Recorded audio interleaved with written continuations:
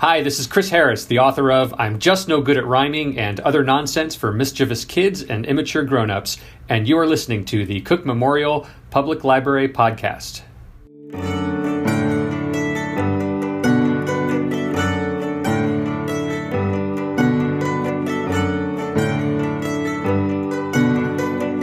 Hello and welcome to the Cook Memorial Public Library Podcast. I'm your host, Nate Goss. Today's podcast topic is smartphones, those magical little box-like things we like to always keep within an arm's length. In some ways, these phones really do make life more convenient, and I have to admit they do some amazing things that we would be crazy to give up. But think about it. Our dependence on smartphones happened very quickly. I'm only 35 years old, and I remember a childhood and early adult life completely void of having the internet reliably at my fingertips. That's a really fast and dramatic societal change. And when the latest research shows the average adult, note that I'm not talking about kids here, this is adults, check their phones 50 to 300 times a day, it might be time to start asking a few questions. Questions like, what place does my phone hold in my life? Does it deserve the attention it gets? Is it changing me? And then probably the hardest question of all, am I addicted to my smartphone? Well, in fact, a growing number of people are beginning to reconsider their relationships with their phones, which was the case with today's guest, author Catherine Price. Catherine is an award-winning writer and science journalist. Her work has appeared in the New York Times, Washington Post, Popular Science, NPR, and Slate, amongst others. She has written a new book and guide called How to Break Up with Your Phone that dives into the research on smartphone usage and then offers a 30-day plan with useful tips and guidelines to help you recalibrate the way you relate to your phone and turn it into a relationship that feels good. I highly recommend this book. I picked it up at the library earlier this year because it lined up with a New Year's resolution of mine to spend less time on my phone. And I was actually surprised by how much it helped me. I think it helped me to ask all the right questions and was refreshingly realistic about setting reasonable goals. And it was practical in the tips on how to achieve them. That's why I wanted to reach out and talk to Catherine a little bit more about the book, what the research says about our smartphone usage, and why this is important. We had a really great discussion, and I hope you enjoy it. Well, Catherine Price, thank you so much for coming on the Cook Memorial Public Library Podcast. Thank you for having me. So we are talking today about smartphones, about smartphone addiction, because you have written a book called How to Break Up with Your Phone. And you start out the book by clarifying that the point is not to get you to throw your phone under a bus. So, if the goal of your book is not necessarily for people to entirely ditch their smartphones, what is the goal? The goal is really to help people create a healthy relationship with their smartphones, because most of us don't want to totally get rid of our phones, either because we just really love our phones or because it would be really impractical to do so. And so I like to clarify from the beginning that, just as when you break up with a human being, presumably you're not swearing off every human relationship in the future. When you break up with your phone, you're not saying you're never going to look at your phone again. It's basically going from an obsessive romantic relationship with your phone where you're craving it all the time to just being friends with your phone. And I also like to emphasize there's a reason we have our phones and we like to keep them with us, which is that they really are very practical tools, whether it's for dealing with logistics or providing entertainment. They are amazing. So I like to make sure that people know that I'm not suggesting that you deprive yourself of this technology. And also just in general, that the point of breaking up with your phone is not to deprive yourself of anything in general. It's not about restriction, which I think is an important point because that sounds like a diet. It's really about reevaluating this relationship so that you can derive more enjoyment from your life. Do you remember kind of the moment you realized that you had, I guess the best word for it is a problem with your smartphone? Yes, I do. I think it was a gradual realization for sure, but there definitely was one moment that stood out in my mind, which is that I'd had a baby in the spring of 2015. And in the fall, at some point, I remember having this moment where I was sitting with her late at night, and I noticed that she was looking up at me and I was looking down at my phone. And I don't know if it's because I was so tired or what, but I had a sort of out-of-body moment where I could see that scene from the outside and seeing this kind of triangular relationship, and it really upset me. I did not want that to be my daughter's impression of a human relationship or let alone her relationship with her own mother.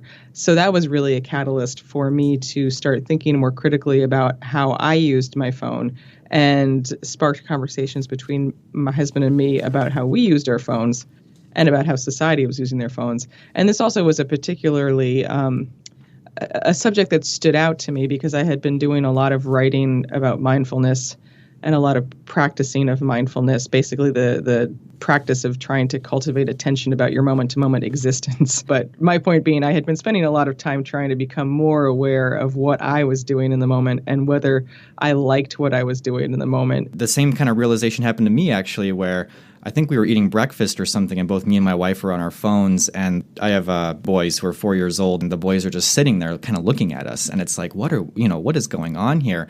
And it seems like if you just are a little bit more mindful or aware, it wouldn't take long, actually, for most people to understand that the phone can be a real problem, because I think most people just don't know how much time they spend on their phone. I think most people definitely don't know how much time they spend on their phone. There's a time tracking app I recommend to people called Moment that works really well on Apple products.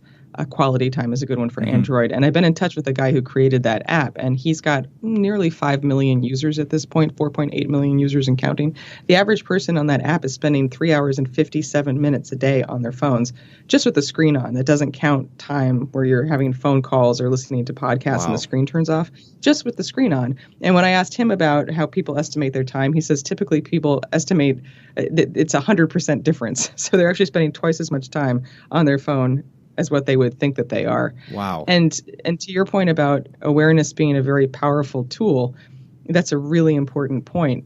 It just astounds me how powerful it is to just notice how you feel when you're doing something. There's a very interesting psychiatrist and mindfulness practitioner named Judson Brewer who wrote a very good book called The Craving Mind, which I highly recommend.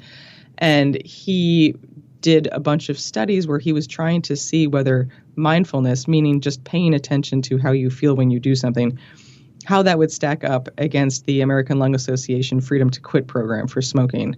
And basically wanted to see, would these things be roughly equal? Is there a point to trying to recommending mindfulness to people who are trying to quit smoking? And he found that in the short term, the mindfulness program was twice as effective as the American Lung Association's gold standard program. Wow. And in the long term, it was 5 times more effective. This was literally he asked people to smoke more when they started this program. Go ahead and smoke. But what I want you to do when you're smoking is pay attention to how that cigarette tastes. Pay attention to how it feels as you're inhaling it. Pay attention to how your clothes smell afterwards. If you have a craving, don't try to fight against the craving. Just try to be, as he puts it, curious about the craving. Ask yourself, what does this feel like? Why am I feeling this craving? What would happen if I didn't give into the craving right now? Very simple mind tricks that anyone can do that were effective against one of the most insidious addictions there is. And I bring that up because smartphones are addictive, but they're not a chemical addiction in the way that nicotine is. And so if it works for nicotine, mindfulness will really work when it comes to our phones. So, if you're practicing mindfulness towards your phone, you're trying to evaluate your feelings. What does that look like? Because you gave some good examples of what he would tell people to think about when they're smoking a cigarette. What would that be like when you're using your phone? What kind of questions would you want to ask yourself? Well, so the first thing that you need to do is get in the habit of asking those questions and noticing when you're on your phone. Now, that's a really important, simple seeming, but elusive step, because a lot of times we find our phones in our hands without knowing how they got there, right? I call those zombie checks. It's like, wait a second, what happened in the last 45 minutes of my life? Yeah, boy, I've been there for sure. Yeah, like how did I even get to this YouTube video? I have no idea. So the first step is to start catching yourself, to even give yourself a chance to start asking questions. And for that, I recommend, and in general, creating what I call speed bumps, which are little obstacles you put in your path that make it a little bit harder to use your phone, with the goal not of preventing you from using the phone, but to give yourself a chance to ask, do I want to proceed? So, for example, you could put a hair tie or a rubber band around your phone so that when you encounter this odd physical sensation upon reaching for your phone, you're reminded to ask yourself, oh, wait, what am I doing right now? I also created free lock screen images people can download from the book's website, which is phonebreakup.com. Yeah. And those things say stuff like, what do you want to pay attention to, which is an ongoing theme of the book. I had that on my phone right now, actually. Oh, cool. Yeah. You found it useful? I did find it useful. Yeah. I mean, I think it's just that little reminder of you don't have to do this right now, you know? Yeah, or just like, do you want to? Exactly. One of them says, what do you want to, do you want to pick me up right now? And then another one says, what for, why now, what else? And that's a bridge between your question and what I'm saying, which is those are some of the questions you can ask yourself when you notice that you're on your phone. I call that WWW. So it's, again, asking yourself, oh, wait, what am I doing on the phone right now? What is the purpose? Mm-hmm. And not judging yourself for whatever that is. It could be, oh, I picked it up because I want to look at Instagram. And then say, why now? Like, what is the emotional or physical context that is making you reach for your phone in that moment? Maybe you're bored. Maybe you're on the elevator. Maybe you're on your commute home, whatever. And then what else is the question of, well, what else could I do in this moment, either to achieve the same result? For example, if you're bored, maybe you could find something interesting to look at, or you could carry a book with you and read the book, whatever. Or you can choose an activity that does not result in the same thing at all. You could say, well, I was picking up my phone, seeking distraction, but maybe I don't need to seek a distraction right now. Maybe it's okay to just be still. I've had that moment lately where I've been doing that kind of questioning when I'm at a restaurant, say with my wife, and, you know, she gets up maybe to use the restroom or something, and I'm just sitting there. And those questions have made me realize that, like, the phone really has become a place just to fill in every single little moment of silence in my life. And I'm like, the last few times I've just been like intentionally practicing sitting at a table doing nothing. And it's so odd feeling, you know? Yeah. Tell me about your experience. What do you mean by odd feeling, or what have you noticed? I've just noticed that sometimes I don't know where to look anymore because I just got used to looking at my phone. I'm kind of like, well, do I look at the other people? Will they think I'm weird for just sitting there by myself, not doing anything, you know? I mean, they won't notice you because they're looking at their phone. Exactly. Yeah. But, you know, but it's been good for me, I feel like. I feel like it's bringing back something that used to be there, that, you know, you don't necessarily think of boredom as being something that you need in your life, but I'm kind of realizing maybe I do. Yeah, I'd be curious about why you feel that way. Just to turn the interviewee to the interviewer. Oh, wow. For a second, you know, like, because I mean, I definitely feel the same way. But what have you noticed in terms of the value of boredom to you? I think I've just realized that when I'm bored, my mind wanders in different ways, and I ask myself questions about things, or I think about something that happened the other day that, you know, I need to kind of maybe process a little bit more, but I hadn't been giving myself the time to do that. Or, you know, I think sometimes I see my phone as a way of gathering information that makes me have interesting things to talk about. And I'm worried that, like, if I don't have the phone, I'm not going to be, you know, quote unquote, informed enough to know how to have good discussions with people. And that just hasn't been the case. But I kind of had to push myself, you know, to kind of sit there in that silence and realize that it's okay. Yeah. I mean, I definitely have felt the same way. I remember a particular moment of sitting in this cafe in Philadelphia waiting for a friend, and it has kind of like a Parisian ambiance and pretty signs and stuff. And I was sitting there deliberately not using my phone, and I was staring at the exit sign, and I was thinking, isn't that a pretty exit sign? Because it was. It had it. And my friend walked in and just started laughing at me, actually, because I looked totally dazed, just staring up into space. She thought I was having a deep thought. I was like, no, I actually wasn't. I was staring at the exit sign. But that, I mean, what you're saying exactly, like, if you don't give your brain the space to just wander, you will never have those deep thoughts and insights. And that's really true. And I think we're really missing out on a lot of creativity by constantly filling our time and brains instead of letting them go places on their own. I would also say, in terms of the uninformed fear, I mean, I feel the same way. As a journalist, I feel that I need to be relatively on top of things. Right. But I also feel that I, in fact, knew that I was getting sucked into these cycles on my phone of feeling the need to compulsively read every article on my news apps. And then bringing in the mindfulness, I started asking myself, well, how do I feel while I'm doing this? Not good. Not good. Because, you know, news is not meant to delight you. It's meant to alarm you and suck you in. In some ways, I mean, newspapers are based on the same principles as social media in terms of appealing to this very primitive parts of our brain. It's just that they're particularly depressing. And I realized what I need to do is take the news apps off my phone. Yeah. And for a minute, I thought, well, oh dear, is this going to make me completely uninformed? Because I also stopped listening to the radio when I was with my daughter.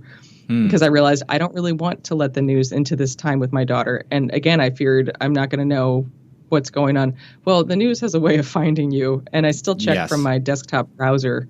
And what I've realized is there's this line between the informed citizen and the person who is actually addicted to the news. And a lot of people I speak to, especially in the world of journalism, justify their habits by saying, no, this is my responsibility. I have to do this. And it takes a while to convince people that actually you don't have to be that on top of the news. It doesn't change that fast. Yeah. It really doesn't. Even in today's world, it doesn't change that every 20 seconds. Part of my trying to get off my phone was a similar thing. I had to kind of set myself away from Twitter a little bit. I did turn off, I still have the news app on my phone, but I turned off all the notifications. And I find that when I sort of told myself to only check the news like once a day, or maybe just check in maybe 2-3 times a day, not only did I feel better about myself, but also I found that like by checking later or less frequently, I actually in a way was more informed, because a lot of times if you're so on top of trying to get those breaking news stories, you're getting those stories in fragments and maybe not even the best reporting right away. And by checking later on in the night, I'm really surprised how many articles I look at now at night and they already have corrections on them. And I'm like, well, if I would have read it initially, I might not have ever seen that correction, you know? That's a really great point. That a friend of mine who's a journalist had said something similar. And I think it's an excellent thing to keep in mind, is that there's such a pressure even on journalists to have this immediate first draft or this immediate crawl across the bottom of the screen with this news, that it's certainly not the fleshed out story. By waiting for the actual reporter to have a chance to report the story, you are actually better informed, either because you have the correct information or because there's more information, because there's been time to actually have the story written. So, I mean, I think that's very important for all of us to keep in mind. Yeah. You know, we've been talking a lot about the smartphone or phone use as an addiction, but we've heard of, you know, I feel like every time there's been a new technology, there's been this talk of like addiction around it. Like there was like, are you addicted to television? Or like when the internet came around, it was like, are you addicted to like online chat rooms? Do you think there's something fundamentally different about the smartphone and that type of addiction that we're talking about? I do think there's something different about those two, about the smartphones from technologies that came before, with the internet being much closer to the smartphone, but televisions being further away. And it's very important to point out, yes, we always freak out about new things. So we always need to temper those fears with the realization that most things freaked out about in the past have not ruined society. I mean, the written word was terrifying to people when it first came out. True, yeah. It hasn't ruined things as far as I can tell. I mean, not just the printing press, but the actual written word. The differences that I think are important to highlight with our phones, first, that we have them with us at all times. That's something you might do with a book, but you did not do with your desktop computer or your television. You're not carrying those things. But second, and more importantly, they interrupt us. They actually are. It's a two-way communication, and it's actually a technology that's been deliberately designed by people to interrupt you and to grab your attention in a way that previous technologies can't. Like your radio doesn't just spontaneously turn on and start yelling news at you. You have to turn the radio on, which means that it's less likely you're going to turn the radio on in the middle of a meeting, as opposed to smartphones, as some of the people in the field like to point out. Your landline didn't have hundreds, thousands of engineers on the other end trying to get you to pick up your landline. Yeah. The internet definitely has the potential to be addictive, but the internet exists on our phones along with all the other things on our phones. So it's taking something that definitely has addictive characteristics and then putting it into a device that is specifically designed to be addictive, because that is how app makers make money, is by getting us to use their apps. App companies definitely know techniques that will keep us coming back to check our phones more and more and more. One of the best examples of this is how social media feeds are endless, that you can keep scrolling and scrolling and scrolling and never hit the bottom. And it took me a really long time to realize in the early days of social media that I would never finish Facebook or Twitter. Because as a compulsive person, I would keep scrolling. Okay, I just want to get to the end. And that's the exact same techniques that technique that casinos use, where they don't have clocks and they don't have windows. They don't want to give you any sense of what time it is, because they don't want you to notice how much time you've spent. Right. Just a funny anecdote. I think a lot of people are in denial about how their phones are actually affecting them and like to say, oh, I'm not addicted. The word addicted can get people scared off. So in that case, I mean, fine, don't use the word addicted, even though you probably are. You can talk about whether you have a healthy relationship with your phone. But the funny story that comes to mind for me is when my book came out, I've got a friend who's a very talented woodworker. And to celebrate the book coming out, he made me this very beautiful walnut version of a iPhone 5. I think it's a 5. So it's basically just like a walnut rectangle that's very smooth. I call it my worry phone or my faux phone. And what's absolutely amazing about this is that if you hold this piece of wood, you will start to feel stuff. You'll start to anticipate things. I can feel a difference in my body when I hold this. And my husband had the same reaction. Anyway, I bring this up because I use it in talks as a way to really prove to people that we have a conditioned response to our phones. We really are in these Pavlovian cycles with our phones. Mm-hmm. Oh, I believe it. It would be worth trying to break it. Yeah. Yeah, because I mean, I've always had my phone on vibrate, and I swear I'll have times where I don't even have the phone on me, and I swear I'm getting dings on my thigh, There's a technical term for that. It's phantom vibrations. It's actually been studied by researchers, and upwards of 80% of people who have a smartphone experience that. Yet, tell me that's not a conditioned response, right? I mean, we're hallucinating. Exactly. Or someone suggested we call it hallucinating. I like that one. Yeah. It seems like this idea of smartphone addiction is gaining more awareness lately, it seems like. I mean, in addition to just your book being published, I've just encountered even more friends or people at the library who have decided to take some time off from certain platforms, or taking apps off their phones or just trying to get off their phone as much. I mean, do you have any guesses as to why now? What happened over the last year or two that is making people a little bit more aware of this as maybe something to be concerned about? I agree that in the past year, there's been a sudden surge in awareness that this could be and is a problem. Despite the fact that many people are not aware of their phone usage and not aware it's a problem, there's definitely more people who are. I think there's a number of factors going into that, not all of which I can answer. But one is that there's been a number of tech insiders speaking out more publicly about the very products that they've created. The first president of Facebook saying, quote, "God only knows what it's doing to our children's brains." That's not a good quote. Yeah, no, that's not at all. That sounds evil. Yeah, exactly. All of the stuff, obviously, with Facebook and privacy concerns, that I think has had an impact on people's perception, at least of Facebook. I also think the 2016 election had a huge impact because whether you are whatever side of the aisle or pro or anti-Trump you are, he is the embodiment of an intermittent reward, which is to say the exact same thing that keeps us going back to slot Stay machines. tuned. Yeah. You can't predict what's going to happen next. And that is something that drives our brains nuts and will keep us compulsively checking. And I think that's why a lot of people that I've spoken to, again, regardless of their political affiliation, realize at some point that it's not making them feel good. So I think actually the exhaustion that people are feeling about the news cycle right now has contributed to the feeling of needing to do something about phones. So I want to actually pivot to really what most of your book is about, which is this plan to help people develop a better relationship with their phone. It's a 30-day plan that you kind of have broken up into 4 weekly stages. Do you want to just maybe quickly summarize what the steps are in your plan? Sure. Yeah. So the book, How to Break Up with Your Phone, it has the first half is called The Wake Up, and that's the science behind what the time we spend on our phones is doing to us. And that was meant to freak people out, but in a legitimate way, because you should be freaked out about it. I think that's really something I've come to conclude that I feel strongly about, is that the time you're spending on your phone is messing with your focus, with your concentration, your relationships, your memory, your physical health, your sleep, your stress levels, and your enjoyment of your own life. I am dead serious about all of those things.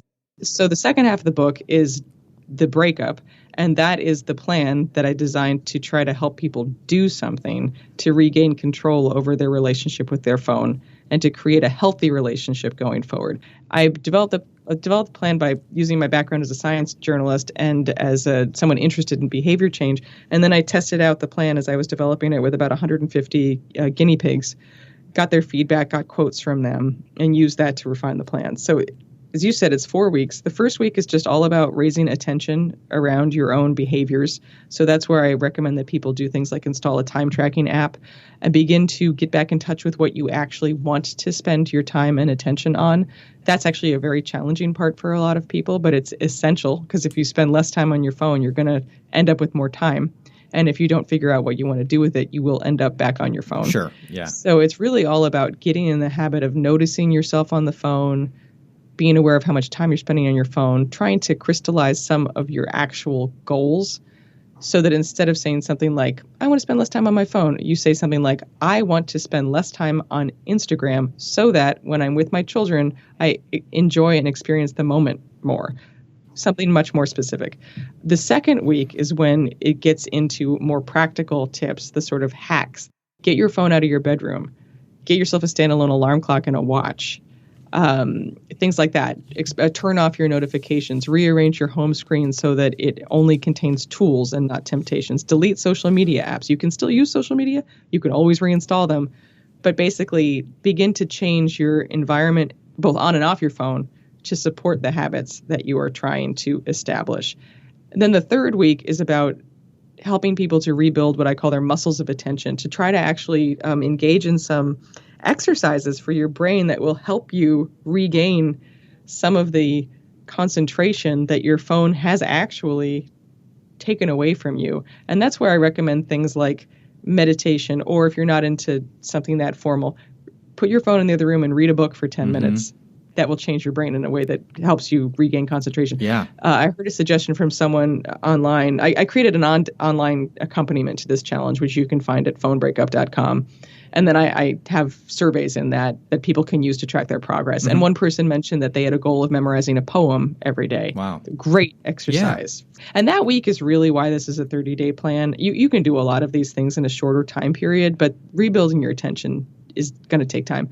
And then between the third and the fourth week, there's a 24-hour break from your phone, which is basically just to give you a chance to use everything you've developed over the previous couple of weeks and really put it into practice to see what it would feel like to actually step away from your phone for 24 hours.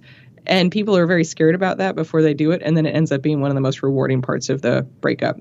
And then the last week is really just about figuring out what you've done, evaluating the changes you've made, thinking what worked, what didn't, what do I want to keep, what do I not want to keep, what was useful, and coming up with a personalized plan for yourself, an outline of this healthy relationship so that you can keep it going in the future, so that this isn't just like a one-time thing and then you lapse back into your old relationship. And frankly, you might do that, and that's totally okay, because no relationship is ever perfect, and they will always take work. But the point is, and the goal is, that by the end of this breakup, you'll have the tools necessary to notice that you slipped and to get yourself back on track.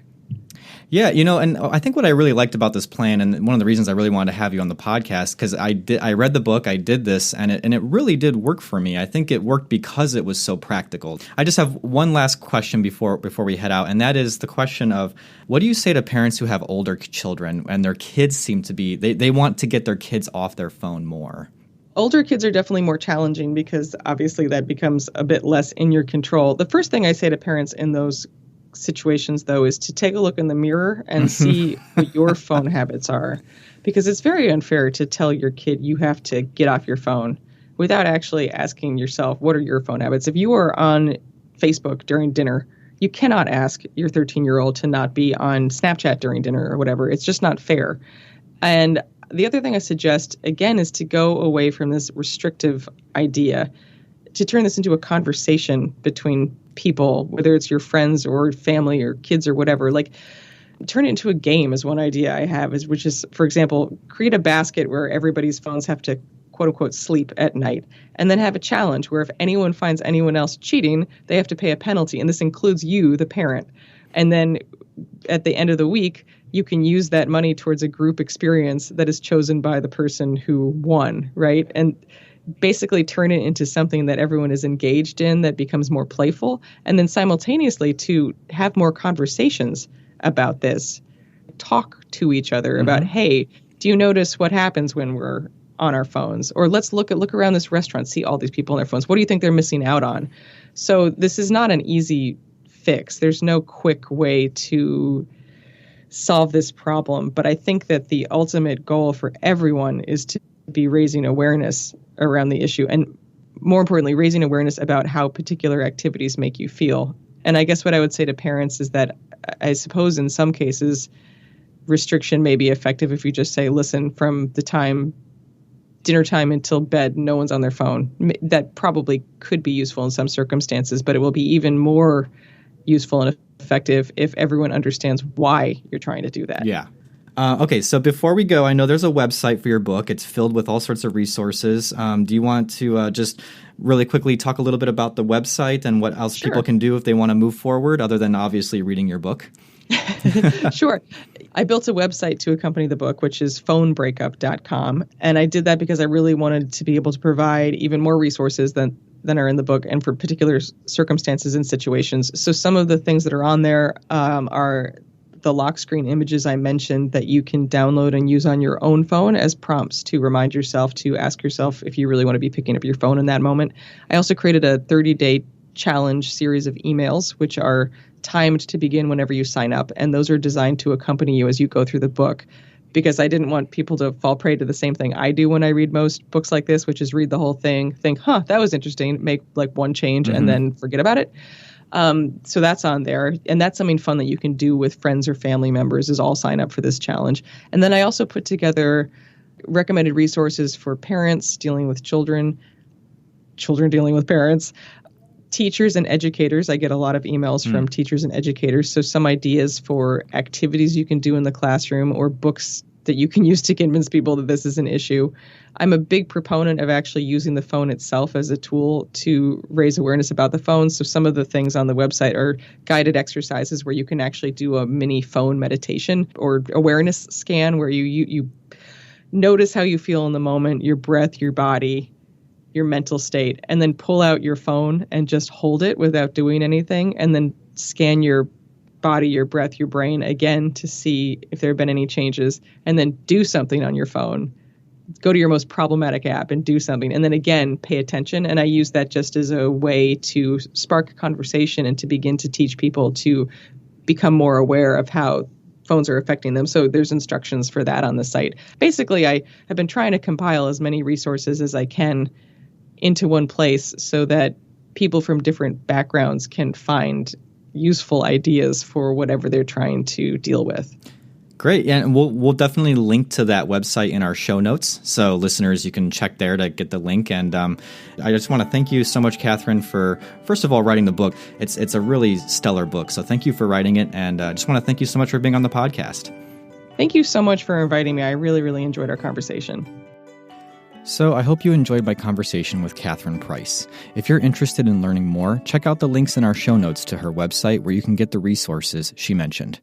Her book, How to Break Up with Your Phone, is in the library's collection, so if you want to check it out, head on over to our website, www.cooklib.org, and search our online catalog. My guess is after you see the book, you may want to buy a copy for yourself or for a friend. While on the library's website, take some time to stop by the library's blog, Shelf Life, where our librarians talk about what we're reading and what we are into lately. That blog can be found at shelflife.cooklib.org. Since today's topic is smartphone addiction, I did want to mention I will be teaching a brand new class this summer called appropriately, How to Overcome Smartphone Addiction, on Monday night, June 25th. The class will be at the Aspen Library at 6:30. Head over to our website or call if you're interested and want to register. If you ever want to get in touch with us here at the podcast, you can reach us anytime. Talk to us on Twitter, @CookLibrary is our handle, or send us an email, webmaster@cooklib.org. If you enjoyed this episode, please spread the word by sharing it with others and let them know they can catch future episodes by subscribing in Apple Podcasts or really anywhere they like to get their podcasts. We will be back soon, but until then, keep reading, keep watching, and keep listening.